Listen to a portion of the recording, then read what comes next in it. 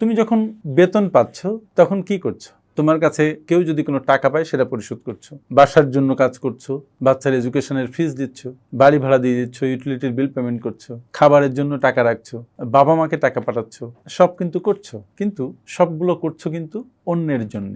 হ্যাঁ, অন্যের জন্য কাজ করতে হবে, কিন্তু নিজের জন্য কি কিছুই করতে হবে না? অবশ্যই করতে হবে। সেটা কি? নিজেকে নিজে পেমেন্ট করতে হবে। নিজের যে আয়, সেই আয়ের একটা অংশ আপনি আপনাকে পেমেন্ট করবেন, কারণ টাকাটা আপনি আয় করেছেন। এই পেমেন্টটা আপনি এই জন্য করবেন যে ভবিষ্যতে ওই টাকা আপনার জন্য কাজ করবে। ওয়ারেন বাফেটের একটা কথা খুব ইম্পর্টেন্ট, সেটা তিনি বলেছেন যে পে ইয়োরসেলফ ফার্স্ট। এটা কিন্তু সেই কথাই, মানে তুমি যে ইনকামটা করছো তার একটা পোর্শন তুমি জমাও, নিজের জন্য রাখো। এটা 50-30-20 রুলের 20% তুমি তোমার নিজের জন্য রাখো। বয়স যদি 20-22-25 হয়, 10% থেকে 15% রাখলেও চলে, কিন্তু এটা রাখতে হবে, নিজেকে এই পেমেন্টটা করতে হবে। আর শেষে এই জন্য বলা দরকার যে অন্যকে খুশি করার আগে নিজের ভবিষ্যৎকে গুরুত্ব দাও। বোঝা গেল? Thank you.